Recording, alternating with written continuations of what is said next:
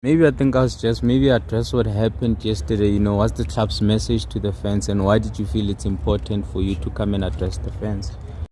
Well, we're very disappointed with what happened yesterday with the fans, and we must say with the group of fans who decided to behave in the way that they did. And we must say thank you to our fans who are behaving responsibly, because we have responsible fans, but certainly very disappointing conduct. And for us, it's to say we condemn the violence. The club does not condone violence. It's so unfortunate that after all the work that the club has done, we've signed 10 players. There's been a real transformation and a revival, not only in the personnel, but you can see in the playing style, in the team. And we're saying to our supporters, it's time to really rally together and support. Be together with the team, and let's work to go together towards really achieving our objective.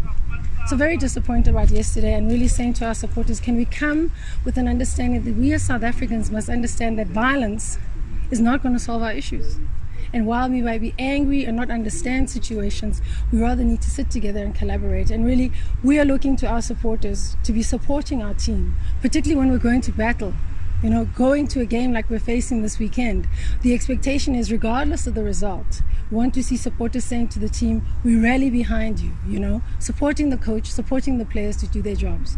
This comes just after there was a sanction from the PSL around something similar, and also I think there's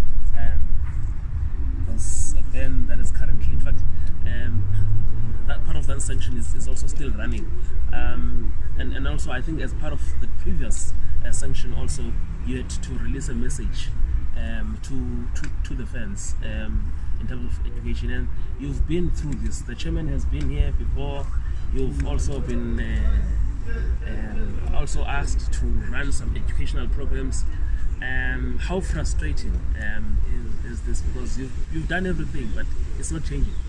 It's very frustrating what's happening, and the club has done a lot of things, sent messages, engaged with our support base at a structural level, it communicated on all the issues. It certainly is very frustrating, and the worst thing is it's also costing the club a lot of money, and for me, it's not a Chiefs issue, it's a South African issue.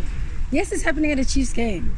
What happens when it happens at a Bafana game? What happens when it happens at a rugby game? We need to understand, our fans must understand that we need to support the teams. And the violence does not work, Right now, obviously, we will wait to hear from the league. But certainly, 2 weeks ago, suspended, sentence, and now we're going to have to pay that fine. It's not about the costs only, it's just about how the industry is being impacted, and it's going to require industry changes, and for us to really sit down as an industry and say, how are we going to work and make this work? Because it's not about just fining Chiefs. At the end of the day, we're going to have to find a solution to deal with the culprits. And I'm also asking for the police to do their work. I'm asking for away teams to do the work. I mean, it was difficult.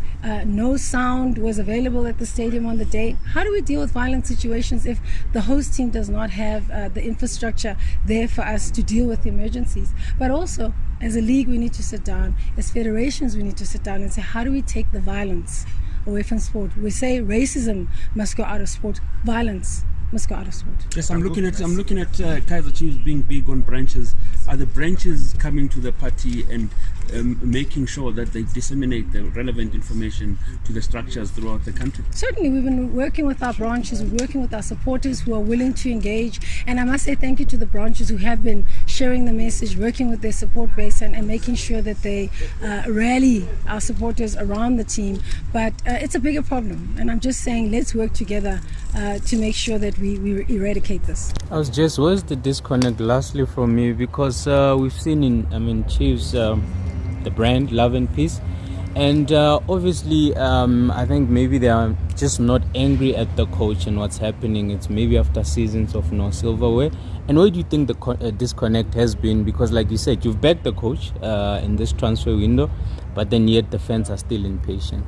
I think the issue is instant results. People don't want to follow the process. And I think if you look at what we've done, you can even see our football is different. The energy is different. It's about allowing things to happen. We're not building for short-term success. It's long-term success. And I think also there's also just a bad element Because anybody can wear your jersey, come into the stadium, make a ruckus and cause problems, you know. So there's also a bad element in the space. And also just people being emotional. I understand people are facing challenges in their lives, but I think to put the anger out the way that they did and continue to is very destructive. Not just for the game, you know, for South Africa as a country, a sporting nation. Have you had a chat with the chairman, and how does he feel about this thing constantly happening? Because I mean, he's well respected, and I'm sure his opinion will carry a lot of weight. No, the chairman is certainly very disappointed that this is what we're facing, particularly after such a sanction that we've had and all the issues that we face. And his call is for supporters to support the team, to support the coach, to support the players. You know, I've always said also, allow this team to do its work. Don't judge it on what's happened in the past.